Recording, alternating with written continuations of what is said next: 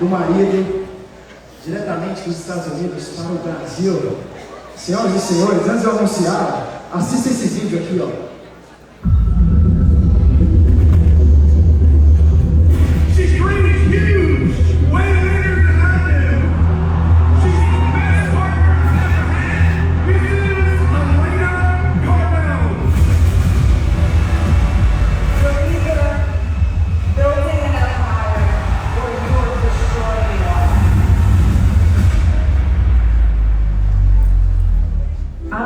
Everyone succeed. If everyone on this planet lived up to their full potential and succeeded, imagine the amount of happiness,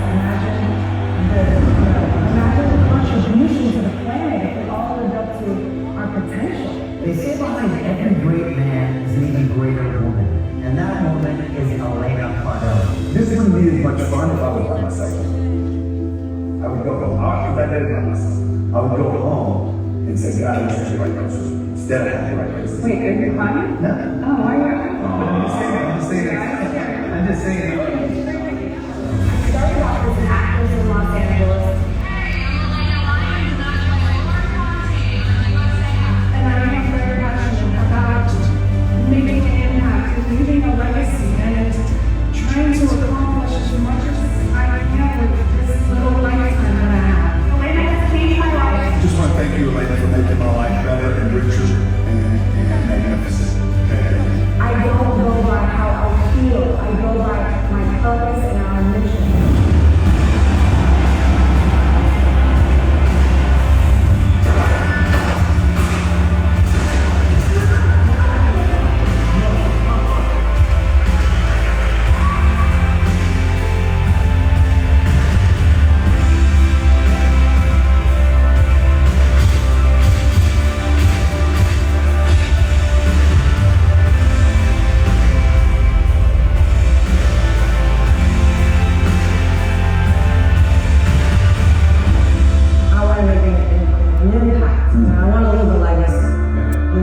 And people aren't going to know me because I flew in a brand new G550. People are going to know me that I help them, and I help their families, and I help them to help themselves and their families.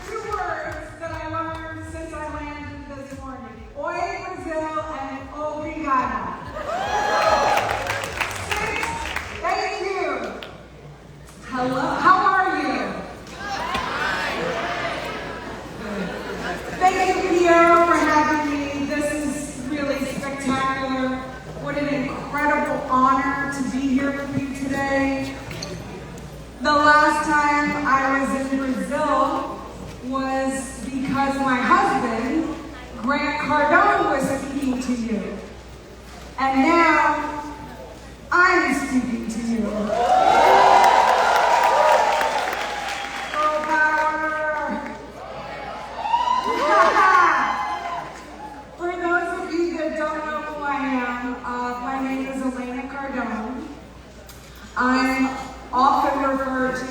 Grant Cardone's wife.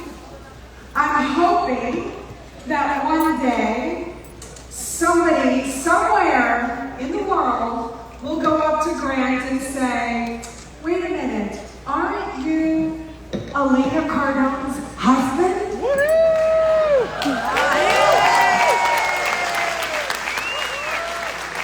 I'm holding out hope. But I'm here tonight to talk to you about building your empires, building an empire, what that means to you. I'm also here to tell you that I am very unapologetic about being a support to my husband. I'm very proud to be the woman behind the man or beside the man, however you feel comfortable calling that. I look at it as one of my superpowers, to be the woman behind the man that supports the man. For a very long time, I wasn't always like that, right? I came from being a 17-year-old girl in New Orleans, Louisiana, and I moved to Los Angeles at 17 years old. And I was taught, and it was embedded in me, to be this strong, powerful woman and never depend on anyone for anything, especially a man. So I lived my life from 17 till 30. 30 is when I finally surrendered and married Grant Cardone. But I was taught to be this powerful, independent woman, never to depend on a man for anything. And, you know, first of all, I just want to stop right there and tell you that was the biggest fallacy, falsehood, because no empire can be built alone. It's never happened in the history of the world. It takes people, it takes a team, it takes an army, it takes a village to build an empire, and it should start in the bedroom. But coming back to how I met Grant and how I had this shift is I met Grant on a commercial set. I was shooting a commercial. I was an actress, as you saw in the video. And Grant was there with the director, and he saw me, and he gets my number from the director, and he calls me, and he tells me that people in his life get better when they hang out with him. And I thought, this guy is the biggest loser joke that I had ever heard. And I hung up the phone with him, and he proceeded to call me twice a month. He called me twice a month, every month, for the next 13 months with no return phone call. Was not interested in him. Did not like this guy. And he just kept being persistent. And he was non-threatening. He was just okay. But finally, he figures out how to get me to call him back. So I was this competitive sporting clay shooter. And I was ranked 10th in California. I was a really good shooter, shotgun shooter. So he leaves a message on the machine and he says, hey, I rented the whole range. Why don't you meet me over there? And I'm embarrassed to tell you that I'm very predictable and like a bee to honey. I called him back and I was like, okay, you want to be Mr. Rich Guy? You think you can buy a chick? Okay, I'll take you up on that offer. And so I show up at the shooting range and I got to see that he's not so bad, right? He's not as bad as I thought. And then we started to date. And I'm around 29 years old at this time. And I've still always had this block, this protection. I just thought I was going to be single for the rest of my life and be very happy to be single because I had to be this powerful woman. Hear me roar, no man is ever going to control me. I don't need a man for nothing. I make my own money. I'm power. And I'm dating Grant, or we're kind of getting to know each other, and I keep having this wall up, and he keeps just being persistent and not going away. Whereas other guys would just kind of go away and be resentful, but he was just patient. He just kept taking his time and letting me get to the point where I was comfortable enough to just eventually open up to him. Like, after a certain amount of time, I was like, what?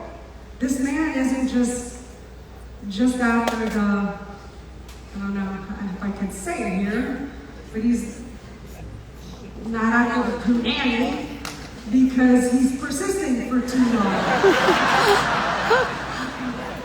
Why is he liking me this long without me reciprocating anything? But he saw something in me, and he was patient, and so we cut to, now we're married. We got married in 2004. We've been together almost 20 years, married for 18, almost 19 years. And so I'm married to him now, but I'm still operating for the first 4 years of our marriage as this independent woman. So I was doing my career, and he was doing his career, so we build all day and then come home and battle it out with each other over this power position. You're not going to control me. I'm not even going to make you a meal, because I am not some servient woman. And that was the game that we were playing. We were playing these really small games, these really normal games. Like, all of my friends, that's what they did. They had these bicker back and forth. Does that word translate in Portuguese? Bicker, like fighting? Does it translate? Yes. So the normal friends that I had at that time, that's what we did. You just get in these little arguments, you fight for the little power position, and that's the big game of life. And it wasn't until 2008 we had this big economic collapse in America, and we were on the verge of losing everything financially. And Grant was really scared in 2008, really scared. He was scared he was losing everything financially. And my career was, as I kind of knew it, was over. I was pregnant with our first child, and we were watching the news, and Lehman Brothers, which is a big corporation, I don't know how much of American companies you follow, but Lehman collapsed. And I looked over at Grant, and he went white in the face. I've never seen Grant scared. I've never seen him afraid. Grant used to 10X, 10X. And I said to him, what does this mean? And he says, it means we're going to die. And I'm like, what?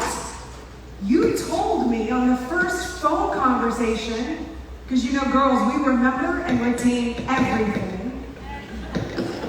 And I said, remember, you told me if I hung out with you, my life was going to get better. You didn't mention anything about dying. You didn't mention anything about death. Does this and this look like death to you? I don't think so. So I said, you go to your office, which was down the little hallway. There was no staff of 1,000. This was 2008. I said, you go to your office and don't come out until you figure this thing out. In 3 hours.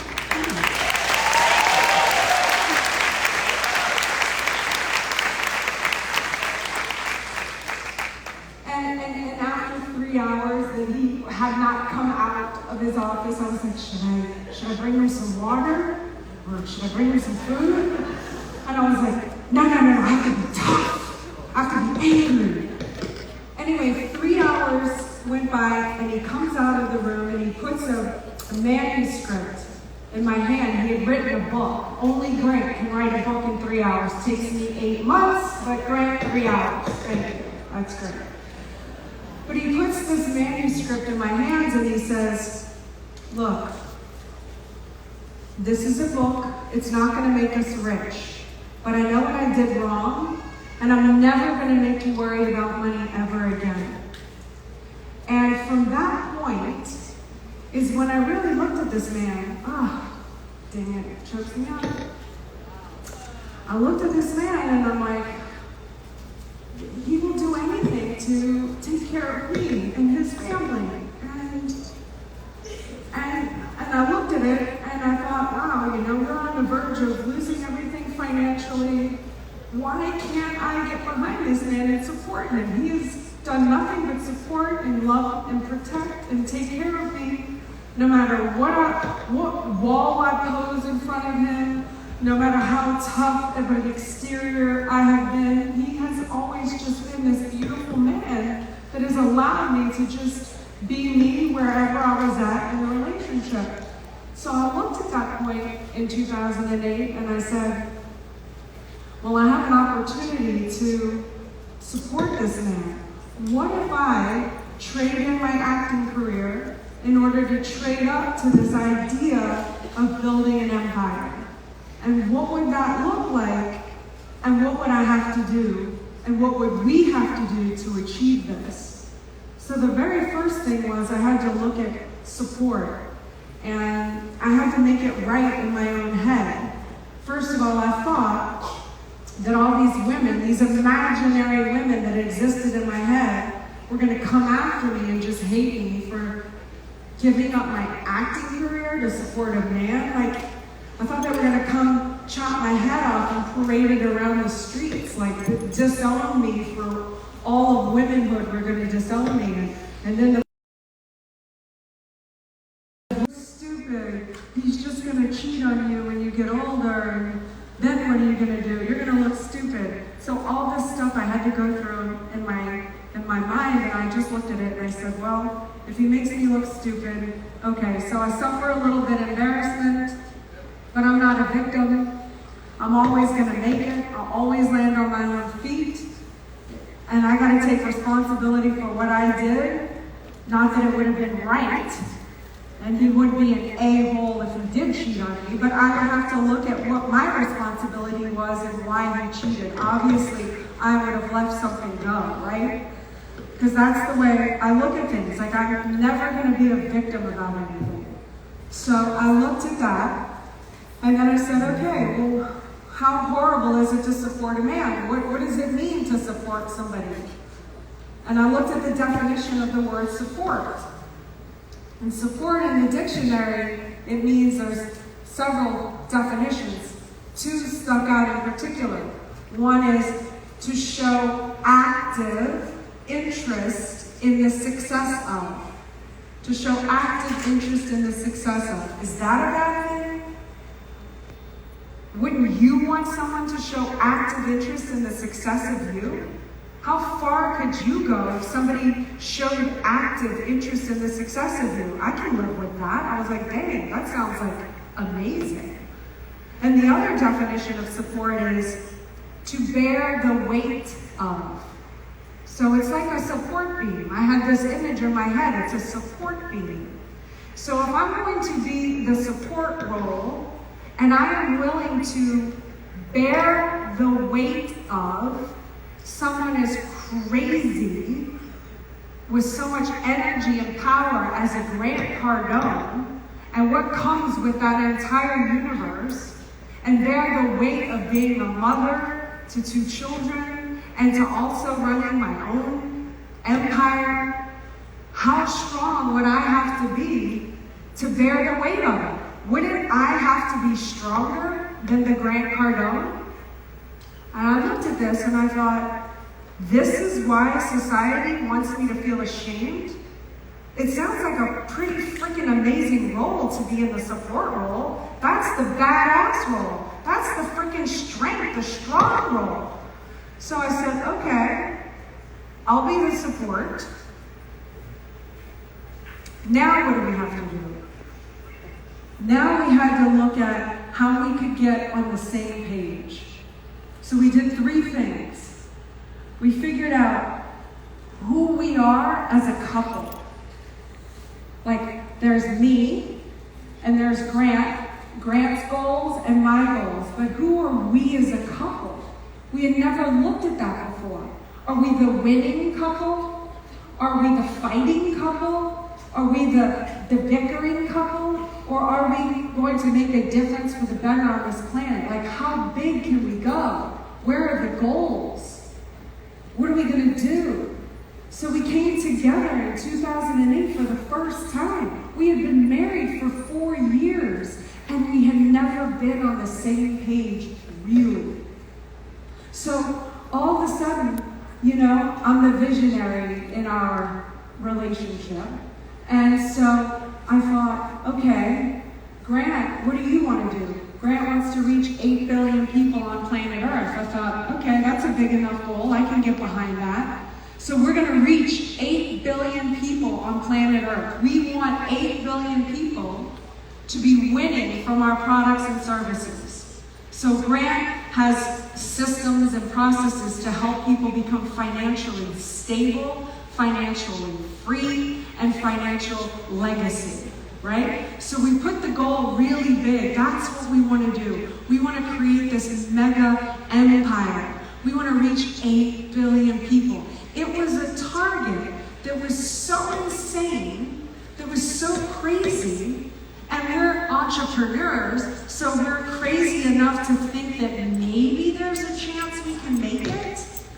But what this did was, it put us alignment on something so big. It gave us a big game. Like, can we be the power couple? Can we be the little couple from Louisiana? Grant's from Lake Charles, Louisiana. I'm from New Orleans, Louisiana. I never went to college. I'm not supposed to be where I am today. We're the little people. We're the little people. I've always felt like a little person. Even though I've known I have this potential to do more, I just always thought that life could never be for me. That's for them. We'll never achieve that this year. I told Grant at the time too. I said, you know what? You've got to become a billionaire. And he was furious at me.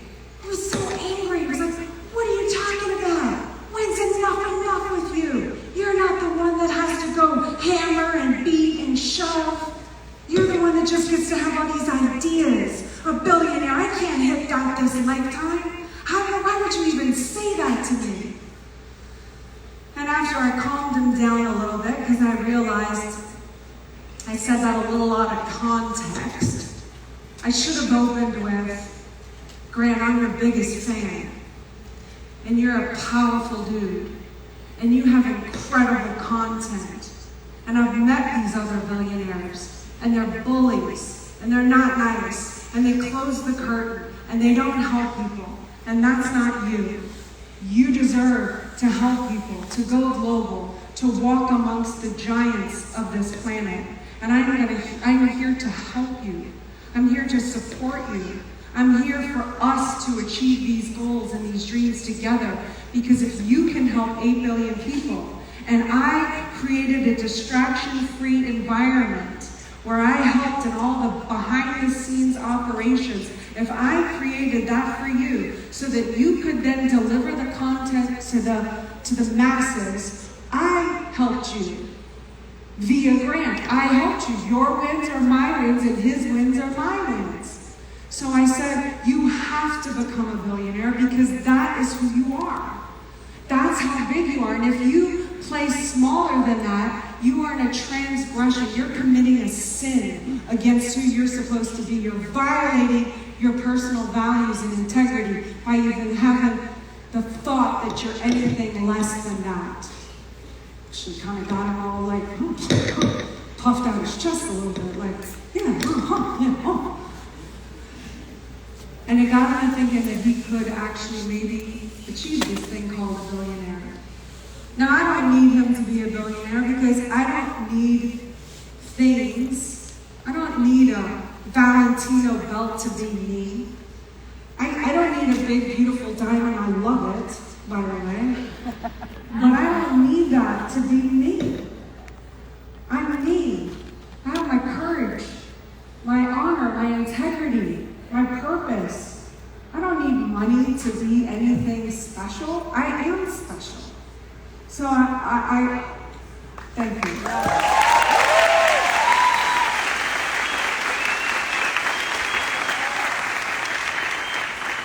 And this is just the little secret that y'all, I will tell you, but you don't tell Grant. My other motives for making him want to be a billionaire, I will admit, the greedy side of me. When you're around a man that has so much potential and energy and power, and they aren't on the right target of their comparable magnitude, the target becomes the spouse. And that energy comes at me instead of where it should be, helping you. So that was my other little side, little greedy motivation for wanting him to become a billionaire. So now, what happened to us? First of all, no woman obviously came and chopped my head off, so that was a good thing. What happened is now we did the couples goal. What did that do for us? We were no longer interested in fighting each other, because now we're fighting the world together, side by side. This world is not, thank you.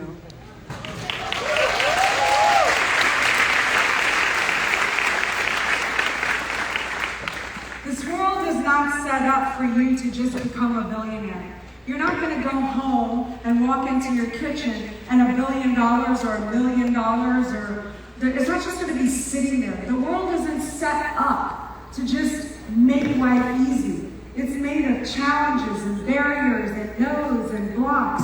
And believe it or not, you will have to, the higher you rise, at some point confront that evil people exist on this planet. And there are evil people that have active interest in the suppression of you, of holding you down. That was a very difficult concept for me to understand, because I just was like, all people are wonderful and all people say what they mean and mean what they say. And I had a very big awakening as I grew with Grant in life. And now I realize that the world, there are some people, most people are good, man is generally good, but there's a few percentage, probably 2%, that want to see you fail. They actually want to see you fail in your marriages, which could be the reason why some of us have this idea that men and women shouldn't get along, that we should be individuating, because we're weaker. We're not stronger by ourselves. You're stronger together. You're stronger in a group.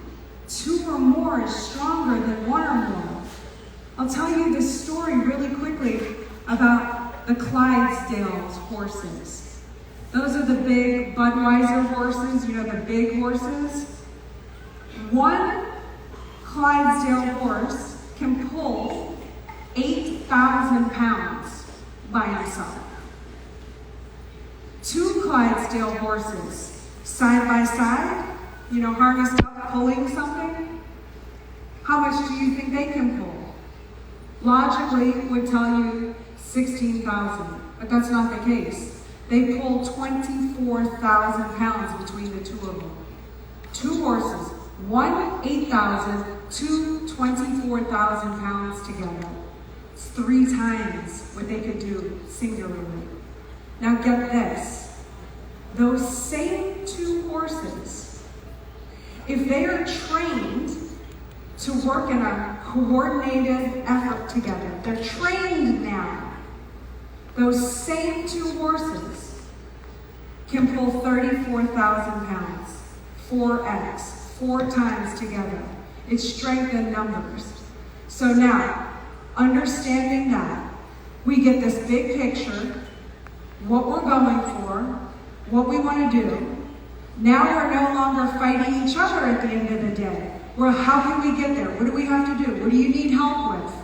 We got to fight these guys over here. We got to fight the real enemies that want to see us split up, that don't want to see us hit our target, want to see us fail. We got to fight them. So we have to have each other's back. We got closer. We got stronger. Number 2, we learn how to work in a coordinated, collaborated effort together. It's mind-blowing. We figured out who our roles are, what our roles are. That's number 2. We figured out our roles. Who does what? We learn to be trained together, right? Who does what? Grant, you're going to run the business. Elena, you're going to run the family department. You're going to run all the behind-the-scenes operations. You get to be the boss of these areas. I will give you advice. You don't take it. Guess what? Find the one you trust and build an empire. I trust him. So even if it isn't the decision that I would have made, at the end of the day, that's his department. I trust that he is going to run it efficiently, 100%. These are my areas over here. I have to get them running 100% all the time. Whether we like each other, we're fighting, whatnot, I deliver. I show up in my roles. I am responsible for these areas. He's responsible for these areas. Why? For the greater good, so we can reach a heightened level of success together. Once we started to figure out who does what, our lives started to exponentially go higher. We're no longer dragging each other back. We're no longer playing small little games. We're no longer being normal.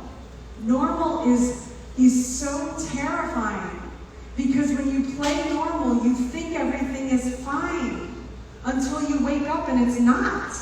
It takes one economic collapse or one lawsuit or somebody getting sick or dying in your family, and whack, the whole thing can wipe out.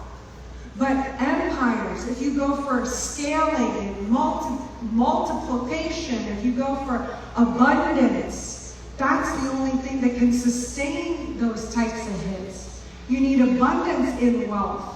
You need abundance in courage. You need abundance of people, resources, integrity, grit, willing to learn, educate yourself, abundant levels.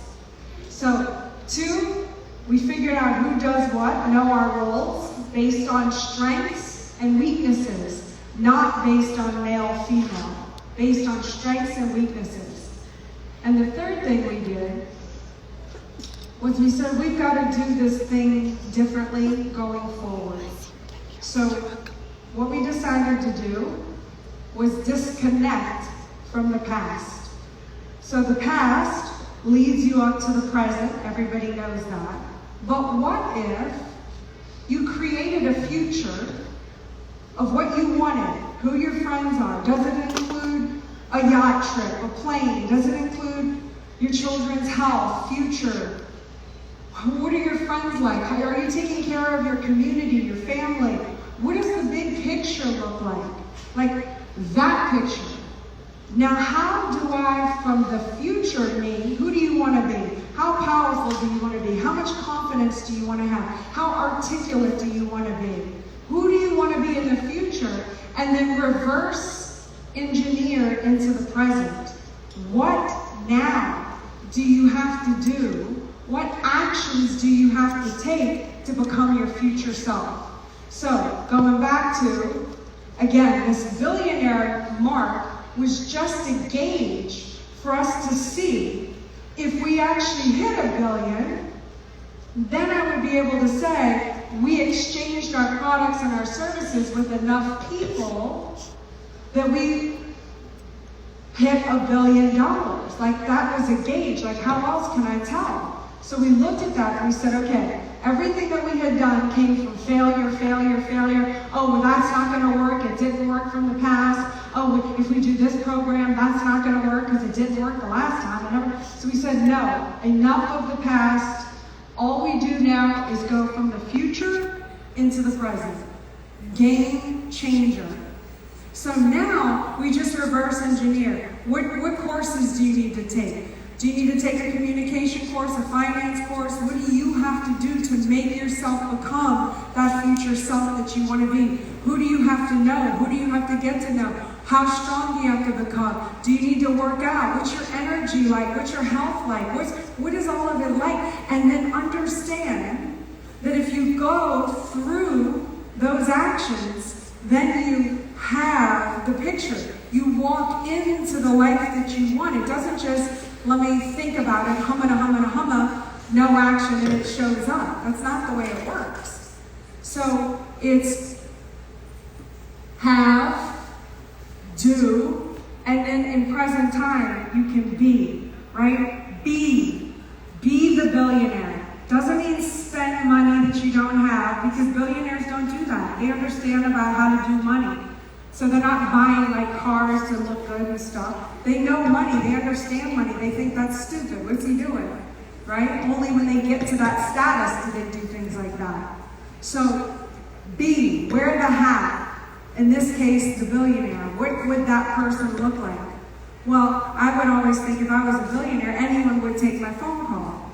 So I could pick up the phone and who wouldn't take my call? Because that's just what I thought of a billionaire. Like, of course, everyone. So like when you pick up the phone and they tell you no or you get rejected, I would always be like, I'm a billionaire. Just pick up the call and call the next person, call them back. They told me never call them again. That's okay. A week later, I'm calling you again. I thought of this.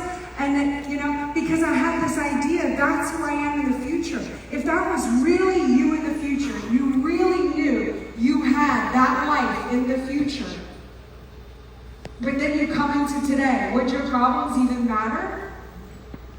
You'd be like, no, the problems don't matter because they're too small. Like, if you really knew you were going to be a billionaire in the future, would these problems of today bother you? Would you care? Would you pick up the phone? Would you make another call? Would you be stressed that you lost a client or a deal? You'd be like, it's okay.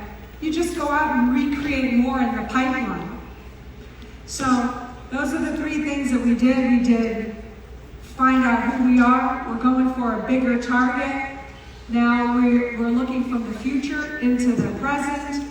And I'm happy to say we hit the $1 billion. Yay!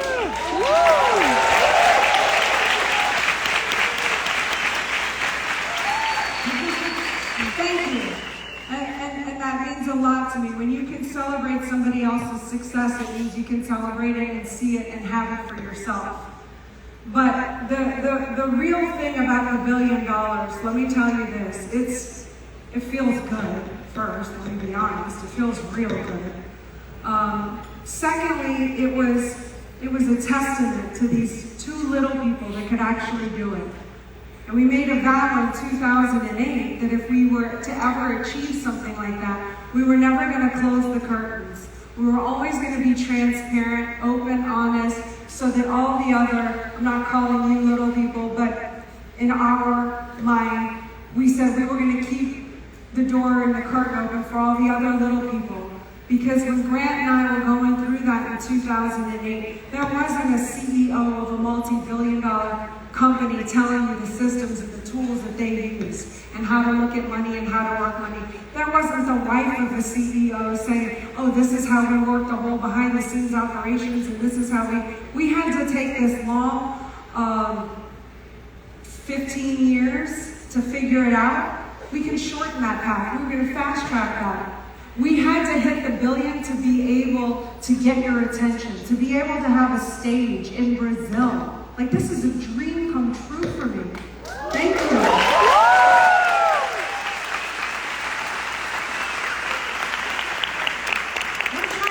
We're trying to reach 8 billion people. I can't do that alone. I already understand I can't do an empire alone. If I'm going to reach 8 billion people on planet Earth, and from this point, if I let Grant retire at 90, I have 25 years left. That means we have to reach 320 million people a year in order to achieve that 8 billion goal. I can't do that on my own. I have to come here and reach you, and then somehow you hear something, you change the trajectory of your life, you alter, and then you go spread it, and that's how we're gonna achieve that goal. Wait, let me, I don't want to lose my train of thought here. I'm saying something good. Oh, that's what I was going to say. Okay, so the success, right? We had to do that to get your attention. And that was a big yay, pat on the shoulder for us. We hit that. But the true success, like our true success now, is about how many people can come along with us. Like how many people can win. I don't want to just be at the top by myself. I want all of us, the quote-unquote little people, the entrepreneurs, the people that were counted out. You're obsessed. When's enough? You should slow down. All the people that have been trying to stop you and suppress you and hold you down. I want us to be at the top. It's us that are going to make a difference for the better on this world. It's not the politicians. It's us, the ones that have the courage.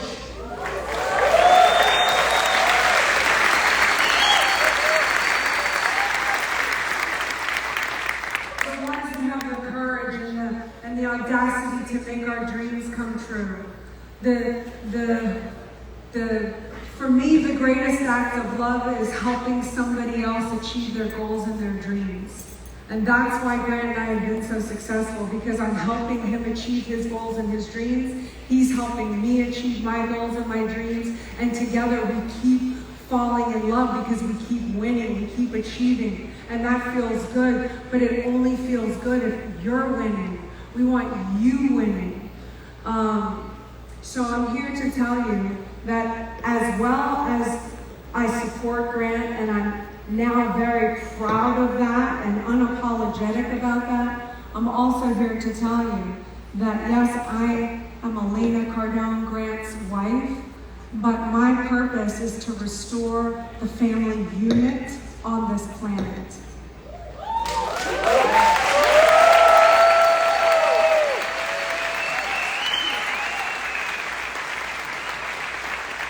We are strength in numbers. Family is the core.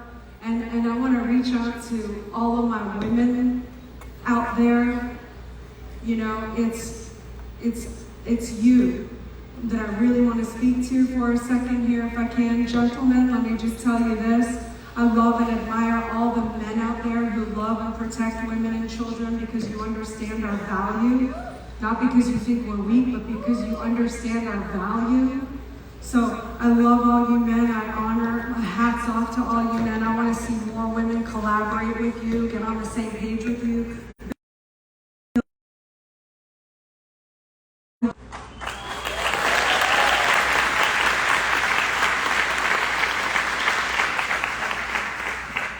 But to all my ladies, I really want to speak to you.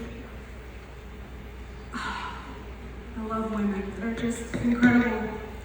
You know, I used to think, oh, I don't want to just be a wife or just a mother, and I always put just in front of that role. It was such a degradation to who we are as females and to the power that we possess. Because we're not just we're women. We're the power of this planet. We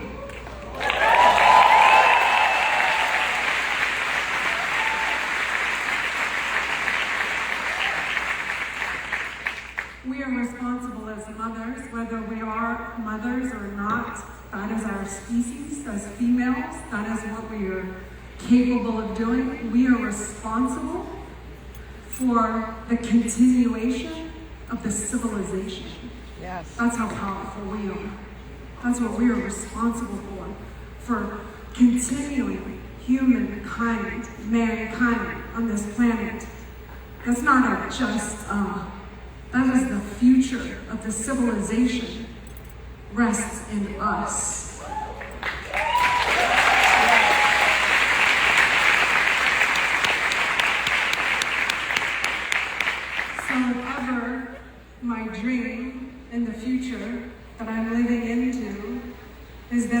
be at a party one day, and someone asked my husband, "Oh, what is it that you do?" And he says, "Oh, I'm the CEO of a multi-billion-dollar company," and da da da da da da da da da da. And they said, "Oh, and what is it that you do?" And I said, "Oh, I'm a mother of 2 children. I've produced 2 productive, contributing members to society. I'm responsible for the continuation of the civilization on this planet." And they go, "Wow, you're a mom. Wow." Oh, that day will come. That day will come. But I want to just tell you, thank you.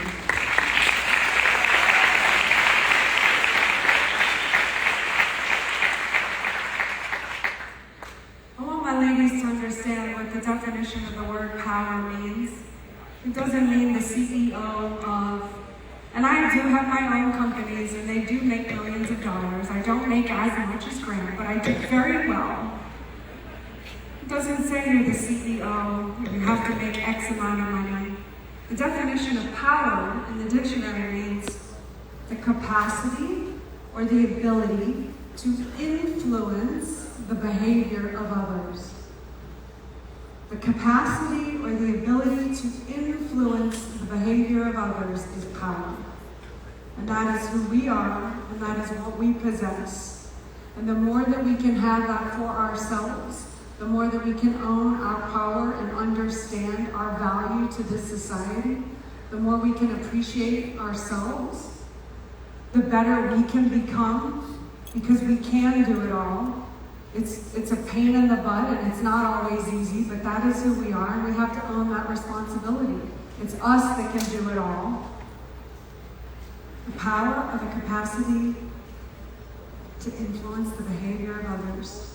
And when you own that for yourself, you can then go home to your spouses and bring out the best in them and help them to become better men. Because we need better men on this planet who are going to protect the women and the children of this planet. So you're going to go home and you're going to help your men be better men. And then you're going to go home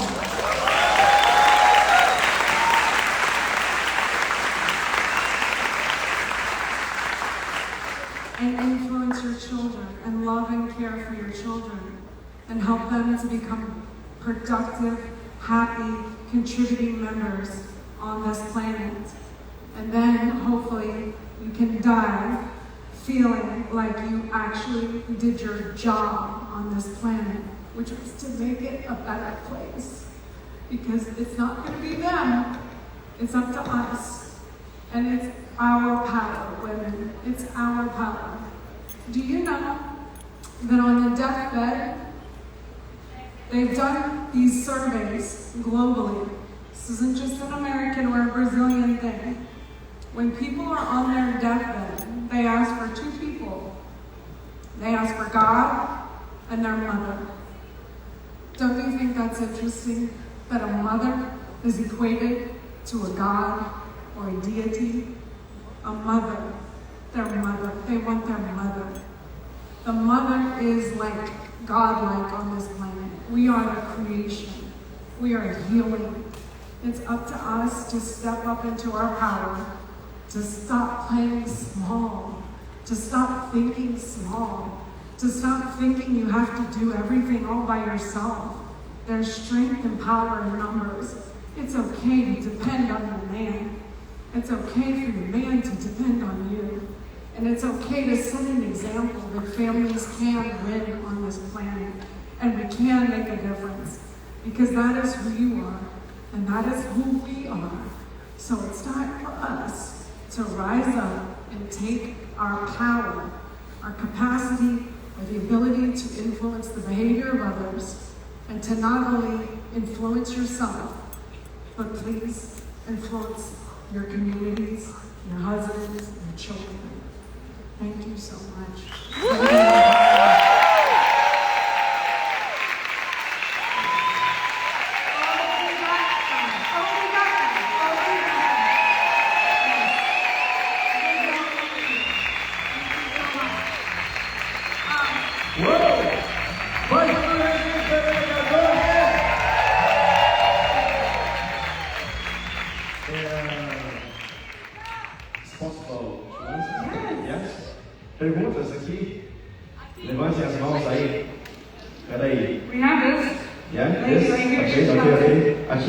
Thank you, Pastor. Pastor. Hi, Elena. Nice to meet you again. The first time I met you, it was in 2019. And you are doing a great job empowering women all around the world. And I have your book.